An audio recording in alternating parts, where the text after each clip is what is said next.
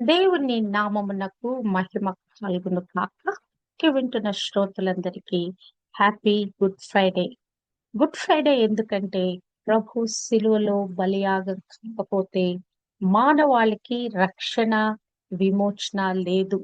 మరియు ప్రభు మరణించిన దినాన్ని మనం సెలబ్రేట్ చేసుకుంటున్నాము కనుక ఇది అందరికీ గుడ్ ఫ్రైడేనే.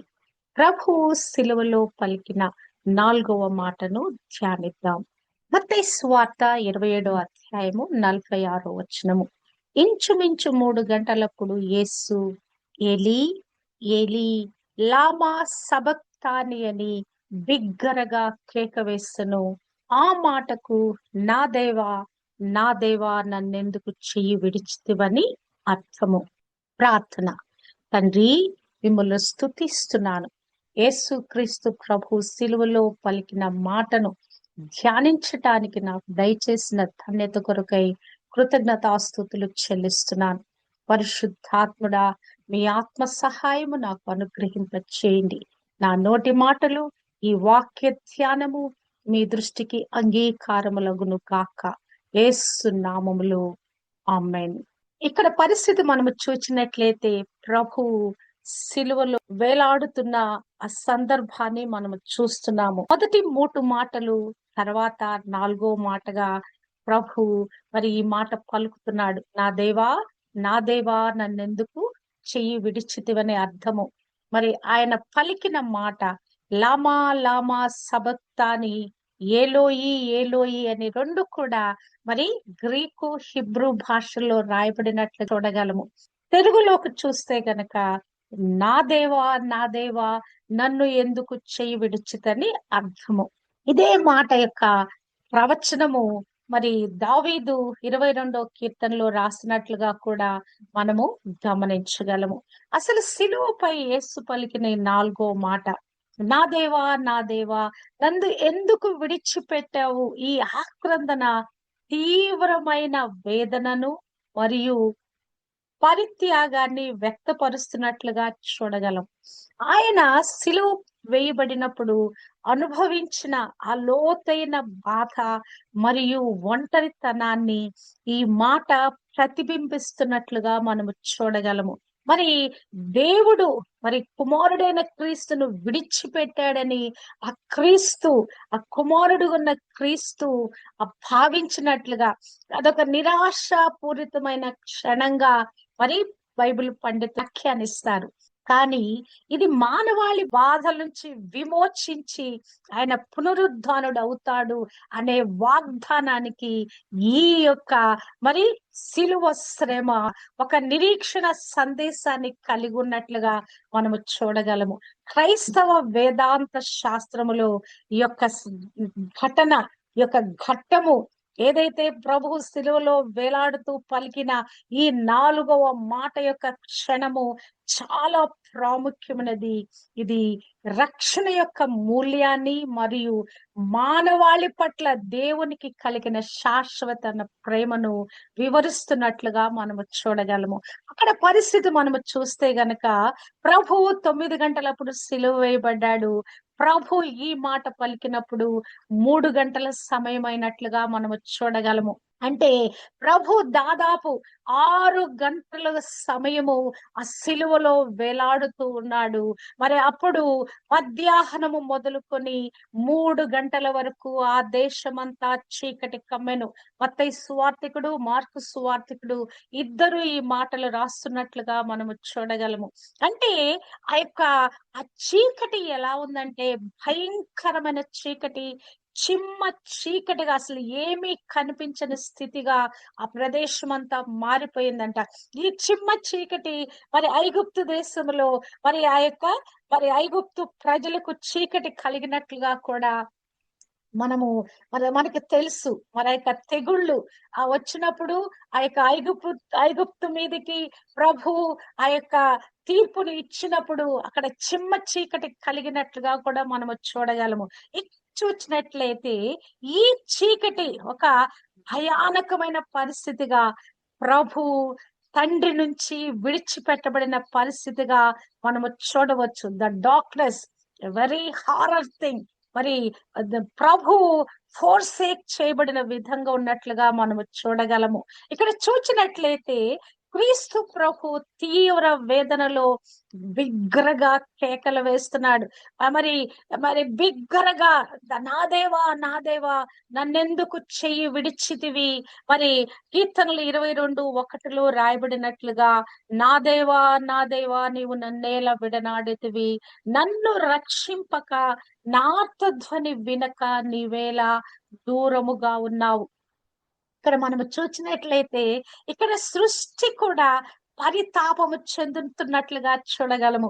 రారాజుగా ఆయన భూమి మీద ఉదయించినప్పుడు ఒక నక్షత్రం ఆకాశంలో ఉదయించింది.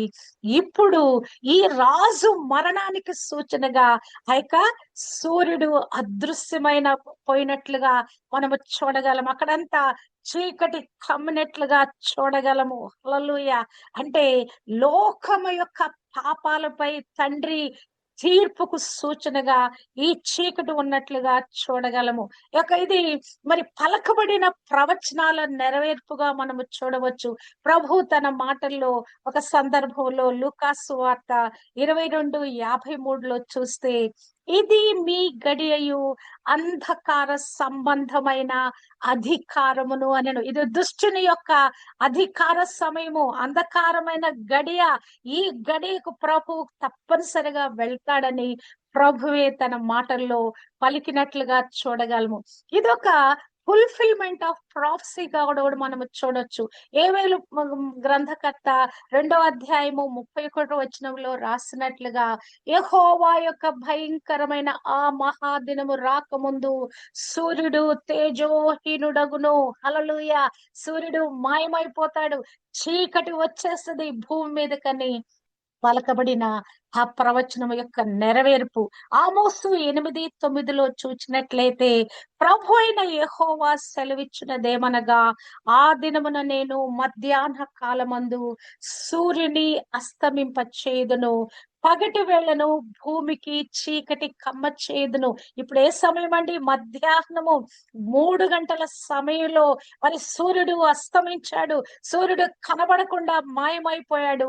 ఆ ప్రదేశం అంతా కూడా చీకటి మహాగాఢాంధకారము కమ్మిందంట. యెషయా 13:10 ఆకాశ నక్షత్రములను నక్షత్ర రాసులను తమ వెలుగు ప్రకాశింపనీయవు, ఉదయమున సూర్యుని చీకటి కమ్మును, చంద్రుడు ప్రకాశించడు. అబ్బా చూడండి, పలకబడిన ప్రవచనాల నెరవేర్పు ఆ సృష్టి నెరవేరుస్తుందండి కదా. ఆ సృష్టిలో ఉన్న ఆ సూర్యుడు, ఆ చంద్రుడు, ఆ నక్షత్రాలు నెరవేరుస్తున్నాయి.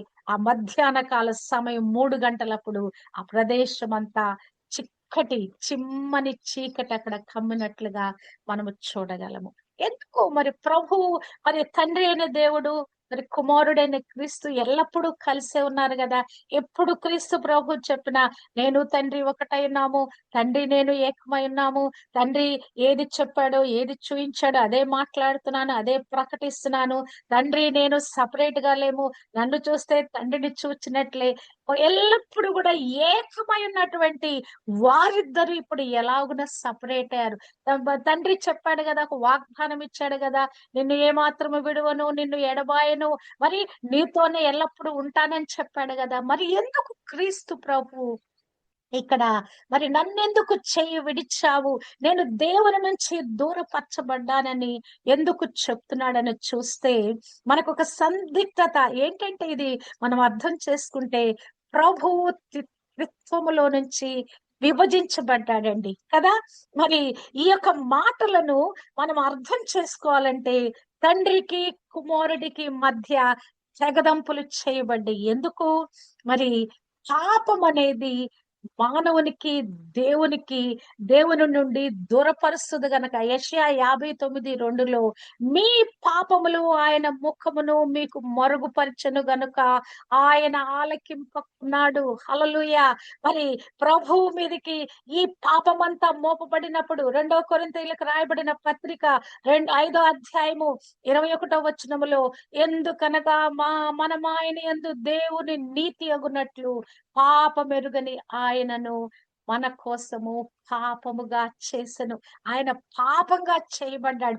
పాపమెరుగని ఆయన ఈ మానవాళి యొక్క అందరి పాపాన్ని కూడా తన మీదకి తీసుకొని ఆయనే పాపంగా మారిపోయాడు గనక, దేవుడు పాపాన్ని సహించలేడు గనక, పాపములు దేవుని యొక్క మన యొక్క ముఖాన్ని మరుగుపరుస్తుంది గనక, ఇప్పుడు తండ్రి అయిన దేవుడు కుమారుడైన క్రీస్తుతో సపరేట్ అవుతున్నట్లుగా చూడగలము.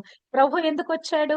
లోక పాపమును మోసుకొని పోవు దేవుని గొర్రెపిల్లగా వచ్చాడు. ఈ మానవాళి పాపము యావత్తు ఆయన మీద తీసుకొని ఆయన పాపంగా మారిపోయి ఈ పాప ప్రపంచంలో ఉన్న ప్రతి ఒక్క మానవుణ్ణి రక్షించటానికి, విమోచించటానికి, నీతిమంతులుగా చేయటానికి తన రక్తము పరిశుద్ధమైన, నిష్కళంకమైన, నిర్దోషమైన రక్తాన్ని కార్చి ఆ నిబంధన రక్తాన్ని ఆయన అర్పించి మానవాళిని మరి విమోచించడానికి ఆయనకు వచ్చాడు గనక, ఆయన మరి అట్టి విధంగా పాపంగా చేయబడ్డాడు గనక తండ్రిలో నుంచి సపరేట్ చేయబడినట్లుగా ఆ తండ్రి ఎడబాటుని తట్టుకోలేక ప్రభు ఈ కేక వేస్తున్నట్లుగా మనము చూడగలము.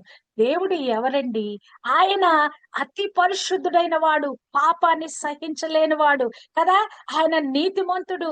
అపవిత్రులు ఆయన దగ్గరకు రావటానికి ప్రవేశించడానికి మరి మరి వీలు కాని పరిస్థితి. అతి పరిశుద్ధుడైన వాని యొద్దకి పాపము వెళ్ళలేదు కదా. ఆయన రోషము గల దేవుడు. ఆయన మరి దహించు అగ్ని. ఆయన యొద్దకి వెళ్ళాలంటే పరిశుద్ధతతోనే వెళ్ళగలం మనం. పరిశుద్ధత లేకుండా ఎవరు ప్రభుని చూడలేరు. హల్లెలూయా. కనుక ఈలాగున మరి ఆ యొక్క పాపగ్రాహిగా చేయబడిన క్రీస్తు తండ్రిలో నుంచి సపరేట్ చేయబడ్డాడు. నీ నా పాపము, లోక పాపమంతా ప్రభు మీదికి ట్రాన్స్ఫర్ చేయబడింది. ఆ ప్రభు పాపంగా మారుటను బట్టి అతి పరిశుద్ధుడైన తండ్రికి మరి పాపంగా చేయబడిన క్రీస్తుకి సపరేషన్ వచ్చింది. ఆ సపరేషన్ ని పట్టుకోలేక కుమారుడైన క్రీస్తు మరి అక్కడ కేకలు వేస్తున్నట్లుగా మనము చూడగలము కదా. ప్రభువే స్వయంగా ఇది తన మీదకి తీసుకున్నాడండి. యోహాను సువార్త 18:11 తండ్రి నాకు అనుగ్రహించిన గిన్నెలోనిది నేను త్రాగకుందునా అని పేతురుతో అంటున్నాడు. పేతురుతో ఆ సంభాషణలో తండ్రి నాకు ఈ గిన్నె అప్పచెప్పాడు. ఈ లోక పాపం అనేటువంటి ఈ గిన్నెను నేను త్రాగాలని నాకు నియమించాడు. అది త్రాగకుండా నేను మానివేస్తానా? కానదెంతో భయంకరమైన గిన్నెండి. ఈ పాపము అతి పరిశుద్ధుడైన క్రీస్తు అది త్రాగాలంటే ఆయనకి తెలుసు, తండ్రితో వచ్చే సపరేషన్ తెలుసు. కానీ ఆయన మరి దాన్ని ఇష్టపూర్తిగా తన మీదకి తీసుకుంటున్నాడు. లూకాసు సువార్త 22వ అధ్యాయంలో చూసినట్లయితే ప్రభు అక్కడ గెత్సెమనే తోటలో ప్రార్థనలో పోరాడుతున్నాడు. ఆ గిన్నె అయ్యా నా యొద్ద నుంచి తొలగించు, నేను భరించలేను, దానిలోనిది తాగలేనని తండ్రితో పోరాడుతున్నాడు. ప్రార్థనలో పోరాడుతున్నాడు. ఎంతగా పోరాడాడంటే చెమట రక్త బిందువులుగా మారేంతగా పోరాడాడు. కానీ చివరికి తండ్రి అభిష్టానికి లోబడిన వాడై తండ్రి లూకా 22:42 తండ్రి ఈ గిన్నె నా యొద్ద నుండి తొలగించుటకు నీ చిత్తమైతే తొలగించుము, అయినను నా ఇష్టము కాదు నీ చిత్తమే సిద్ధించును గాక అని ప్రార్థన చేసెను. కుమారుడైన క్రీస్తు ఇదిగో నన్ను పంపుము, నేనున్నాను, నన్ను పంపుము ఈ మానవాళి విమోచన కొరకని చెప్పి ఆయన బయలుదేరి వచ్చాడు. ఈ లోక పాపమంతా ఆయన మీదకి తీసుకున్నాడు. ఆ పాపాన్ని బట్టి తండ్రికి కుమారుడైన క్రీస్తుకి సపరేషన్ వచ్చింది. ఆ సపరేషన్ తట్టుకోలేక నా దేవాన్ని కేకలు వేస్తూ ఇక్కడ ప్రార్థన చేస్తా ఉన్నాడు. తండ్రిగా ఉన్న అనుబంధాన్ని, తండ్రితో ఉన్న అనుబంధాన్ని పోగొట్టుకొని మానవుడుగా, మనుష్య కుమారుడుగా ఆ సమయంలో చేయబడ్డాడు గనక నా దేవా నా దేవా అని సంబోధిస్తూ నన్నెందుకు చేయి విడిచాడని ఈ ప్రార్థన చేస్తున్నాడు. నీ నా పాపము ప్రభు మీదకి మోపబడి యేసు రక్తంలో మనము నీతిమంతులుగా చేయబడి పరిశుద్ధుడైన తండ్రికి మనము కుమారులుగా, దత్తపుత్రులుగా చేయబట్టానికి తండ్రికి మనకి మధ్య, ఆకాశానికి భూమికి మధ్య వేలాడిన క్రీస్తు ప్రభు చేసిన బలియాగం ద్వారా మానవాళి మనకు రక్షణ, విమోచన, పరలోక రాజ్య భాగ్యము, నిత్య జీవము మనకు అనుగ్రహించబడిన దేవునికి మహిమ కలుగును గాక. ఆమేన్.